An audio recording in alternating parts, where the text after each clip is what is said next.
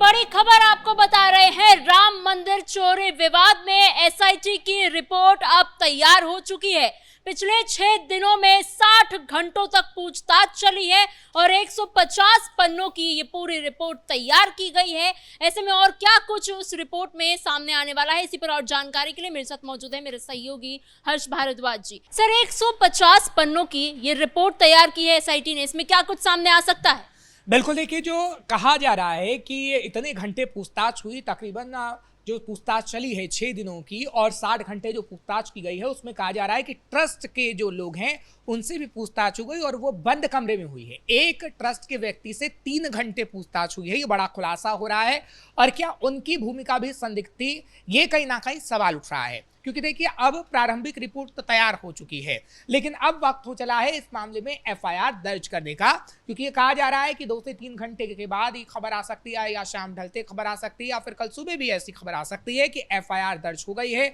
अब ये एफआईआर किसके खिलाफ दर्ज होगी? क्या उन ट्रस्ट के लोगों के खिलाफ दर्ज होगी, या फिर जो आरोपी अभी बताए जा रहे हैं, टिन्नू यादव है, लवकुश है, या तमाम जो 80 आरोपी तकरीबन बताए जा रहे हैं उनके खिलाफ ही एफआईआर दर्ज होगी, या कोई ऐसा मुख्य सूत्रधार है जिसके बारे में अभी खबरें सामने नहीं आ रही हैं और अचानक से ऐसी खबरें सामने आएगी जिस पर तगड़ा एक्शन होगा। क्योंकि देखिए योगी आदित्यनाथ लगातार इस पर नजर बनाए हैं, वो मॉनिटरिंग इस मामले की कर रहे हैं। योगी आदित्यनाथ ने 15 दिन का वक्त मांगा है और ये कहा गया है कि एसआईटी की टीम से बातचीत भी योगी आदित्यनाथ की हुई है।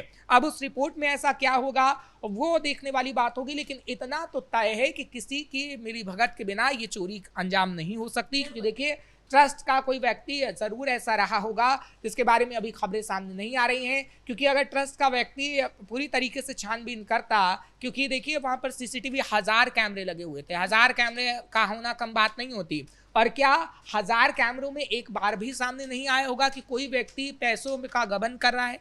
किसी ने तो देखा होगा। लेकिन आप कह रहे हैं कि कैमरे वहां पे लगे हुए थे, लेकिन जब एसआईटी ने जो जांच की है और जो सामने खबरें आ रही हैं वो ये कहा जा रहा है कि जब दान पेटी से अब गिनती वाले कक्ष तक जब पैसे लेकर जाते थे तो उस बीच में कोई रिकॉर्डिंग नहीं होती थी, लेकिन अब उस पूरे गतिविधि को, उस पूरे प्रोसेस की रिकॉर्डिंग की जाएगी। तो ऐसे में सवाल ये उठता है कि 1000 कैमरे जब लगाए गए थे हर जगह, तो सिर्फ उस प्रोसेस पर ही कैमरे क्यों नहीं लगाए गए थे जहां सबसे ज्यादा गलती हो सकती थी? देखिए इसमें 3 लोगों की संदिग्ध भूमिका है, या फिर आप 3 ऐसे चीजों कह सकते हैं राम मंदिर में जिनकी अहम भूमिका हो सकती है।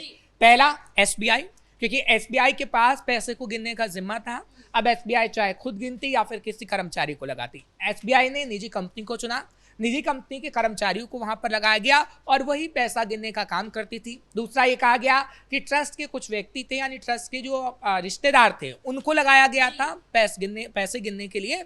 तो ये कहा जा सकता है कि संदिग्ध भूमिका में सीबीआई एसबीआई भी है जो पैसे गिनने का जिसके पास जिम्मा था, और संदिग्ध भूमिका में वो ट्रस्ट के लोग भी हैं जिनके रिश्तेदार वहां पर काम कर रहे थे।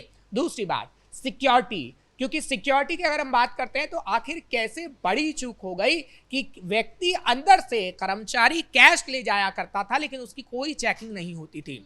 देखिए कोई भी अगर आई कार्ड लटका लेता है और अगर वो शाम के वक्त घर जा रहा है तो आपको उसकी जांच करनी चाहिए कि आखिर वो आई कार्ड में कब तक वो आई कार्ड एक्सपायर हो गया है, आई कार्ड सही है या फिर नहीं है। अगर कोई भी फर्जी आई कार्ड बना के वहां से निकल जाएगा तो कहीं ना कहीं ऐसा गबन होता रहेगा।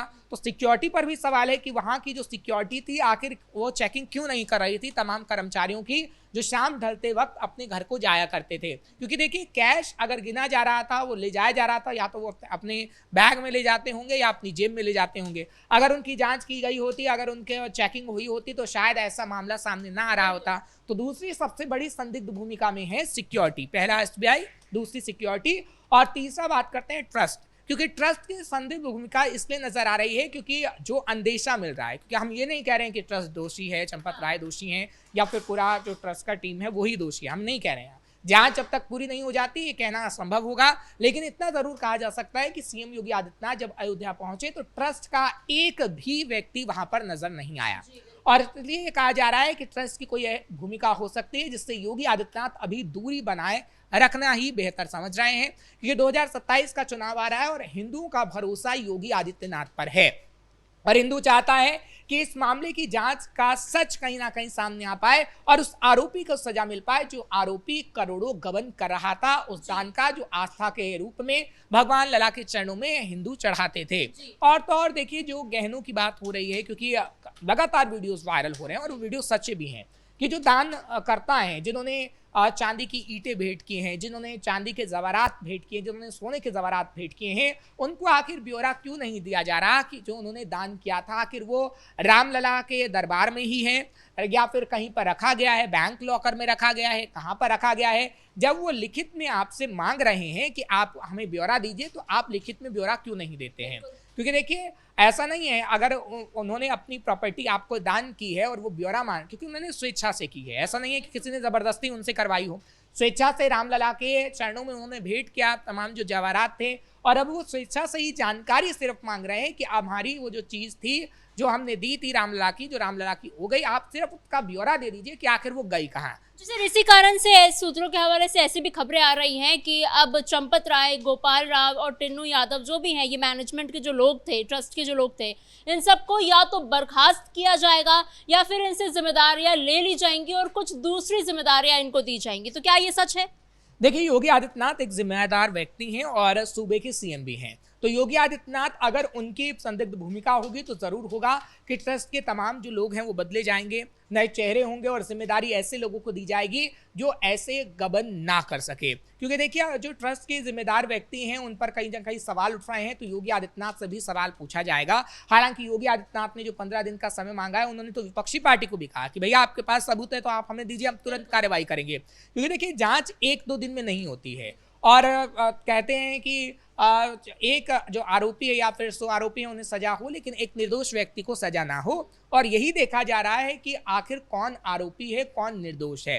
क्योंकि आरोपी को सजा तो मिलेगी, इस बात का हम भी एक तरीके से प्रूफ दे सकते हैं, क्योंकि योगी आदित्यनाथ का जो इतिहास बताता है वो ये बताता है कि योगी आदित्यनाथ ऐसे मामलों में आरोपियों को कड़ी सजा देते रहे हैं। हालांकि इस वक्त चोरों को गिरफ्तारी की मांग हो रही है, फायर की मांग हो रही है, एनकाउंटर तक की मांग हो रही है। योगी आदित्यनाथ की अगर बात करें, क्योंकि हम बार बार ये कह रहे हैं कि योगी आदित्यनाथ कोई भी अगर ऐसे मामले सामने आते हैं तो तत्काल कार्रवाई करते हैं, और योगी आदित्यनाथ ही वो व्यक्ति हैं जिन्होंने खास तौर पर इस पर संज्ञान लिया। अब अखिलेश यादव बार बार ये कह रहे हैं कि नहीं, हमारे ट्वीट से ये संज्ञान लिया गया, हमने इस मामले को उठाया, जबकि ये कहा जा रहा है कि बीजेपी के लीडर एक ऐसे थे जिन्होंने बाकायदा एक चिट्ठी लिखी योगी आदित्यनाथ को और उसके बाद ये एसआईटी का गठन हुआ है। लेकिन अखिलेश यादव खुद ही इस पर क्रेडिट देने में लगे हुए हैं। और अखिलेश यादव का बयान तो देखिए, अखिलेश यादव ये कहते हैं कि ना तो आपको धर्म से प्यार नहीं है, ना सनातन से प्यार है, आपको तो सिर्फ अपने धन से प्यार है, जो रामलला का धन है उनसे प्यार है। लेकिन अखिलेश यादव का ये बोल देना कहीं ना कहीं बेतुका सा लगता है, क्योंकि अगर आपको धर्म से प्यार होता, आपको सनातन से प्यार होता, तो आप कहीं ना कहीं हिंदुओं की फिक्र करते हैं और आपकी सरकार में हिंदुओं का नरसंहार नहीं हो रहा होता। ऐसे में एक बहुत ही महत्वपूर्ण सवाल आता है कि एक रिपोर्ट आई है सामने कि जब से ये चोरी विवाद सामने आया है, तब से राम मंदिर में 10% से जो दान आ रहे थे अब वो गिर चुके हैं, 10% कम हो चुके हैं। तो क्या ऐसे में ये माना जाए कि अब जो श्रद्धालु हैं उनका भरोसा कहीं ना कहीं डगमगा गया है? देखिए, श्रद्धालुओं का भरोसा ना तो राम भगवान से डगमगाया है, ना ही योगी आदित्यनाथ से डगमगाया है, उन भ्रष्टाचारियों और उन आरोपियों पर डगमगाया है जो ये गबन कर रहे थे। और रामलला पर आस्था उनकी कम नहीं हुई है, लाखों श्रद्धालु वहां पर आ रहे हैं। लेकिन अब देखिए, अब मांग हो रही है डिजिटल की भी, क्योंकि डिजिटल चंदे की बात जो हमने हमेशा से सुनी है, मंदिरों में आपने देखा कि मथुरा के वृंदावन बिहारी मंदिर में, बिहारी जी का जो मंदिर है वहां पर एक स्कैनर लगा दिया गया है कि अगर आपको दान करना हो तो आप स्कैन करिए, आप दान पेटी में कैश मत डालिए। तो क्या उस तरह की व्यवस्था रामलला के मंदिर में भी की जाएगी? क्योंकि देखिए, अब जनता ये मांग करे, क्योंकि डिजिटलाइज हमारा पूरा देश हो चुका है। जो प्रधानमंत्री नरेंद्र मोदी ने शुरुआत की कि अगर एक टॉफी भी लेनी है तो आप पेमेंट कर सकते हैं QR कोड से। तो वैसे ही रामलला के मंदिर में भी क्या ऐसे ही चढ़ावा चढ़ाया जाए? क्योंकि अगर ऐसे चढ़ावा चढ़ाया जाएगा तो कहीं ना कहीं उसका ब्यौरा बैंक में रहेगा, उसकी रसीद मिलेगी आपको और पूरी डिटेल कहीं ना कहीं बैंक के अंदर रहेगी। ऐसे अगर कोई कैश दान पेटी में डालता है और कोई गड़बड़ी हो जाती है तो पता ही नहीं लगता कि कितने का गबन हो गया, जैसे इस मामले में हो रहा है। तो अभी इस पर भी विचार किया जा रहा है कि क्या ऐसा हो सकता है, क्योंकि अब जब से ये मामला सामने आया है, क्योंकि आप देखिए अभी तो मस्जिदों मज़ारों में भी ऐसे मामले सामने आ रहे हैं, लेकिन उस पर अखिलेश यादव की चूं तक नहीं निकलेगी। और अखिलेश यादव क्यों चूं निकालेंगे? क्योंकि वो मुसलमान का मामला है। हिंदुओं की जहां बात होती है वहां पर अखिलेश यादव सवाल खड़े कर देते हैं, लेकिन जहां पर मुसलमानों का जिक्र आता है वहां पर अखिलेश यादव चुप हो जाते हैं और इसलिए अखिलेश यादव चुप हैं और उन पर सवाल उठाए। जी से इन तमाम जानकारियों के लिए धन्यवाद। कुल मिलाकर एसआईटी की टीम ने अब रिपोर्ट तैयार कर ली है। कभी भी सीएम योगी के टेबल पर ये रिपोर्ट जा सकती है। 150 पन्नों की ये पूरी रिपोर्ट है। ऐसे में देखना ये होगा उस रिपोर्ट में क्या कुछ सामने आया है, किन दोषियों के नाम हैं, और अगर दोषियों के नाम सामने हैं तो क्या सीएम योगी कोई एक्शन उन पर लेंगे।